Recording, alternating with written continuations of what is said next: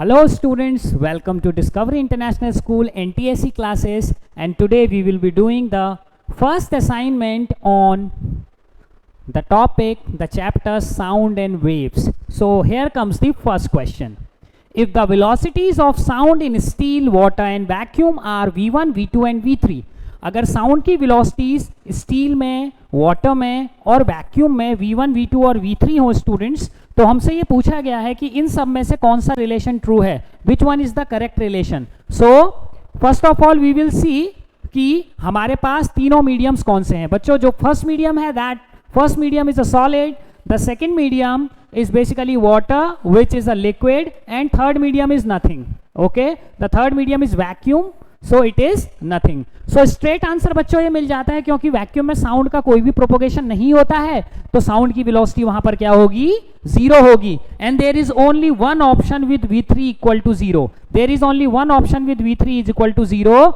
There is no propagation of sound in vacuum, so D is the correct answer. Very simple, very straight question, and you can also see it also satisfy the first condition. आप देखिए, क्योंकि steel एक solid है तो solid में sound की speed ज्यादा होनी चाहिए लिक्विड के कंपैरिजन में, तो v1 ग्रेटर देन v2 को ये सेटिस्फाई कर रहा है. और वैक्यूम में अपनी कोई भी साउंड प्रोपोगेट नहीं करती because there is no medium, that's why there is no speed of sound in vacuum, so v3 is equal to zero.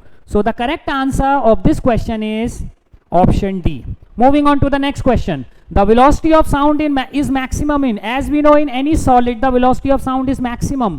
Medium की डेंसिटी जितनी ज्यादा होती है साउंड की वेलोसिटी उतनी ज्यादा होती है. आप सभी देख सकते हैं कि चारों ऑप्शंस में this is a liquid, this is gas, this is a liquid and this is a solid. So iron will be the correct option by default because in all of these choices only iron is the solid material with a higher density, so obviously the speed of sound will be maximum in iron. Moving on to the next question. The speeds of sound in air and water, sea water, are given to be 340 meter per second and 1440 meter per second. This is the speed of sound in water.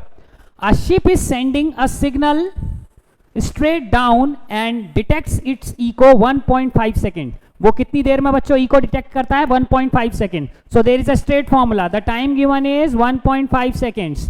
Okay, and जो ये wave है वो कहाँ travel कर रही है, it is travelling under sea water, it is travelling under sea water. It means the velocity of sound will be taken as same of water, 1440 metre per second. What we have to do next? We have to calculate the depth of the sea at the point. It means we have to calculate that D. Okay, how much is the depth of the point? So as we know, these questions are very straight. You have a ship, it sends a signal down and it gets reflected and then it comes up again. Okay, so the total distance covered will be D plus D is equal to 2D. So we directly write the formula. The velocity of sound can be written as 2D upon the time taken. So we can write D is equal to V into T upon 2. So by solving this question quite straight we will just substitute the values. हम सीधे सीधे values को रखेंगे students, तो हमको जो D की value मिल जाती है velocity into time upon 2. Here velocity is distance upon time. The total distance covered was 2D divided by time t. So we can calculate the velocity was 1440 multiplied by the time is 1.5 divided by 2. So you can calculate it. It will be 720 multiplied by 1.5 and it comes out to be 1080 meters. Okay, which is 1.08 kilometers. So this is the correct option, the option B. Moving on to the next question. Voice of which of the following is likely to have maximum frequency? As we know, जितनी ज्यादा sharp sound होती है उसकी frequency उतनी ज्यादा large होती है. तो अगर आप इन चारों में देखें, man, cow, dog and bird. Bird produces a chirping sound. Bird जो होती है वो चहचहाने की आवाज प्रोड्यूस करती है, जो कि क्या होती है स्टूडेंट्स, एक हाई पिच साउंड होती है, श्रिल साउंड होती है, high pitch shrill sound. Okay, and shrill sounds और high pitch sounds always have a higher frequency. So the correct option is C. Moving on to the next question. Sound with the frequency more than 20 kilohertz. The frequencies more than 20 kilohertz are basically known as ultrasonic. Ultrasonic. Okay, and the frequencies between 20 hertz and 20 kilohertz are basically known as audible, जिन्हें हम सुन सकते हैं students, audible. Ultrasonic, so the answer will be obviously ultrasonic. B option is the correct answer. Okay, moving on to the next question. The frequency of sound is 50 hertz. Frequency की sound की 50 hertz दी हुई है. How many times that is vibrate in 1 minute? कितनी बार ये vibrate करेगी 1 minute में, हमको ये पता करना है. Obviously students, frequency represents number of vibrations in 1 second. Frequency means number of vibration in 1 second. So जो 1 सेकेंड में जो वाइब्रेशंस का नंबर है that is 50. So it means 50 vibration in 1 second. Vibration in 1 second, 1 second के अंदर जो vibrations का number होगा that will be 50.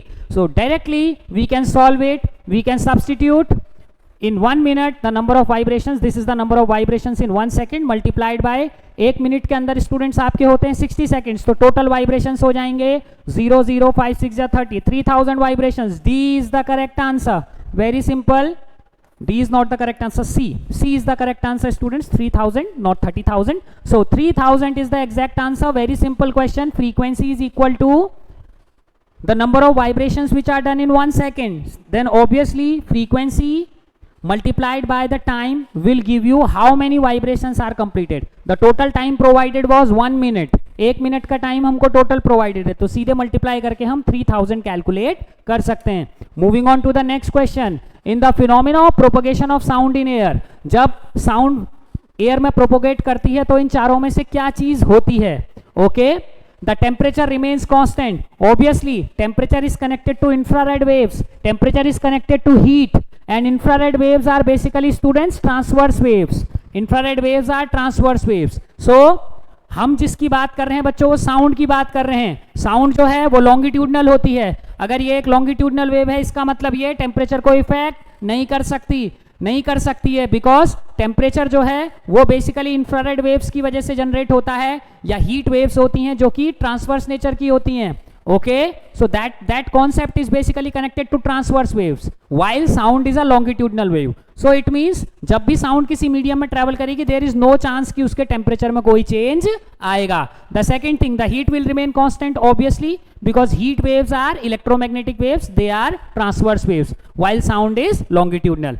The pressure remains constant, that is a wrong issue. देखिए A और B स्टूडेंट्स दोनों के दोनों सही हैं, तो D वाला पॉइंट भी अपना बिल्कुल ठीक है. लेकिन अगर आप ऑप्शन की बात करें pressure remains constant, the pressure doesn't remains constant because sound travels in air in form of compressions and rarefaction. Compression और रेयरफैक्शन की फॉर्म में चलती है बच्चों.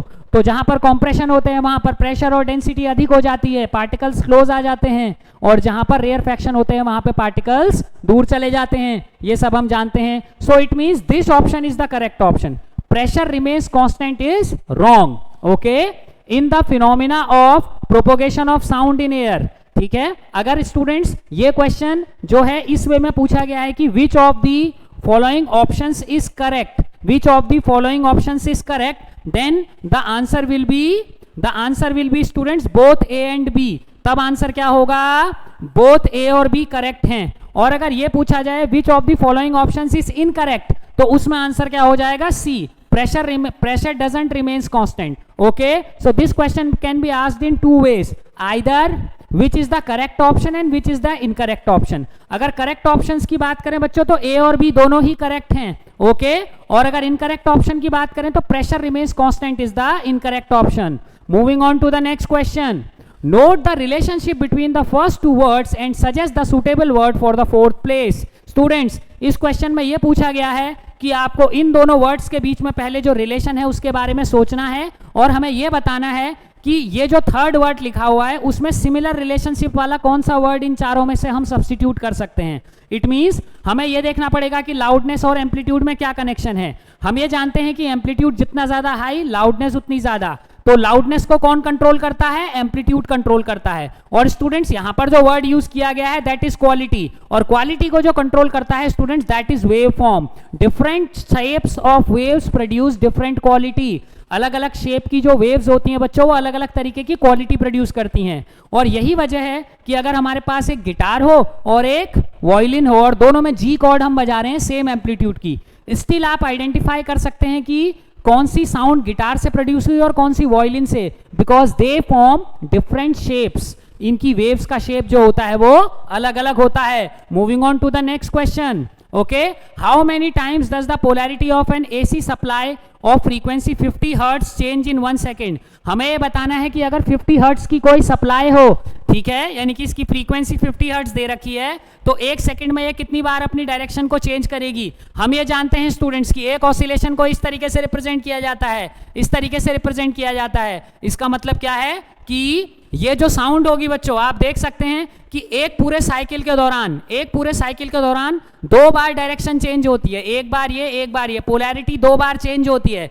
एक बार पॉजिटिव होती है, एक बार नेगेटिव आती है. तो इट मींस अगर 50 हर्ट्ज फ्रीक्वेंसी है तो एक सेकंड में पोलैरिटी 100 बार चेंज होगी, क्योंकि एक वाइब्रेशन में 2 बार क्या होती है, पोलैरिटी चेंज होती है. तो ऐसे 50 वाइब्रेशन हो रहे हैं एक सेकंड में. So 100 is the exact answer. Moving on to the next question. The ratio of velocity of sound in hydrogen to the velocity of sound in oxygen is, okay, that is a very interesting question because इसमें यह पूछा गया है कि hydrogen में sound की जो velocity होती है और ऑक्सीजन में जो साउंड की वेलोसिटी होती है, उनके बीच में क्या रिलेशन होना चाहिए, क्या रेशियो होना चाहिए. सो कांस्टेंट टेम्परेचर पे स्टूडेंट्स ये एक रूल को फॉलो करता है. The velocity is proportional to 1 upon the molecular mass of the gas, 1 upon the molecular mass of the gas. ठीक है, और इस रिलेशन के पीछे का रीजन ये है कि जितना ज्यादा मॉलिक्यूल का इंडिविजुअल मॉलिक्यूल का मास होगा, उसको वाइब्रेट कराना उतना ही मुश्किल होता है, और जितना ज्यादा मॉलिक्यूल को वाइब्रेट कराना मुश्किल होगा उतना ही दिक्कत हमको किस में आएगी, साउंड के प्रोपोगेशन में आएगी. तो अगर गैस का मॉलिक्यूलर मास बढ़ता है तो उसका पार्टिकल, उसके इंडिविजुअल पार्टिकल का वेट बढ़ जाता है, जिससे उसको मोशन करने में दिक्कत होती है. साउंड आगे स्लो वेलोसिटी से बढ़ती है. तो स्टूडेंट्स इसको करेंगे. सो सीधे सीधे हम क्या लिख सकते हैं, सबसे पहले हम बात कर लेते हैं हाइड्रोजन गैस जो है H2 है, एटॉमिक मास 2, और ऑक्सीजन गैस की बात करें तो O2 है. तो O2 का ऑक्सीजन मास कितना हुआ, इसका मॉलिक्यूलर मास हो गया स्टूडेंट्स 32, क्योंकि एक ऑक्सीजन एटम का होता है 16, तो 16 into 2 32. So I can write hydrogen के लिए और ऑक्सीजन के लिए अगर हम रेशियो देखें तो हम लिख सकते हैं स्टूडेंट्स, वैसे V proportional to 1 upon m है, तो V is equal to K times under root of 1 upon m, where K is a constant. तो K under root 1 upon molecular mass hydrogen का, और यहां पर K under root 1 upon molecular mass oxygen का. तो क्या बन जाता है, सिंपल, वेरी सिंपल, K से K कैंसिल हो जाता है, and you will get under root MO upon MH, यानी कि जो भी ऑक्सीजन का मॉलिक्यूलर मास होगा और हाइड्रोजन का जो मॉलिक्यूलर मास होगा डिवाइड हो जाएंगे, तो अपने को VH अपॉन VO मिल जाता है, is equal to under root of 16 upon MO is 32 upon 2, so that will be square root of 16, यानी कि 4. तो अगर रेशियो की फॉर्म में एक्सप्रेस करूं तो 4 upon 1, the correct answer is 4:1. तो हाइड्रोजन में वेलोसिटी और ऑक्सीजन में वेलोसिटी का ratio 4:1. Moving on to the next question. Frequency of ultrasonic waves is, ultrasonic waves more than 20,000 hertz. तो 20,000 हर्ट्ज का ऑप्शन स्टूडेंट्स ये रहा, greater than 20,000 hertz. Straight simple question. Moving on to the next question. If the velocity of waves is 400 metre per second, velocity दे रखी है 400 metre per second दे रखी है, और फ्रीक्वेंसी दे रखी है, and the frequency is 100 hertz, frequency is 100 hertz. हमें पता करना है that what is the wavelength of the wave. Very quick revision, very quick questions. Look at the relation. As we know, velocity is equal to frequency multiplied by wavelength. So wavelength can be written as velocity upon frequency. So it means the velocity is 400, okay, divided by 100, and that will be equal to 4 meters. So lambda, the wavelength will be 4 meters. Moving on to the next question. A Pandubbi is basically, student, submarine. A submarine sends a signal to locate a body and receives the echo after 5 seconds. 5 second के अंदर student से एक echo receive करती है. Okay, so the time taken is 5 seconds. Okay, and the velocity of sound is given 340 metre per second, and the velocity of sound is given 340 metre per second.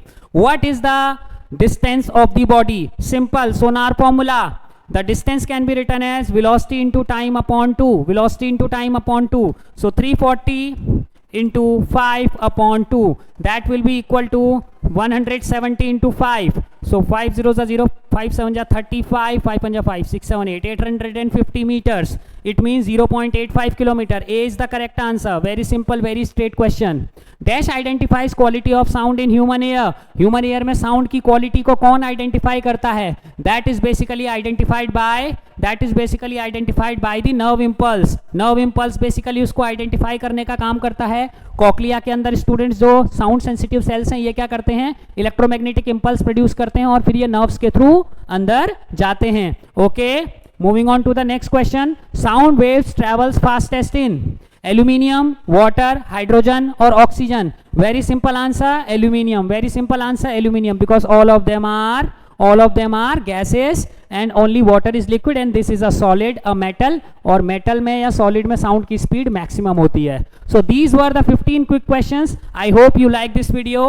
So share it with your friends and press the notification button for latest updates. In the second session, we will meet with one more assignment, one quick assignment on this chapter, NTSC Sound and Waves. Till then, thank you.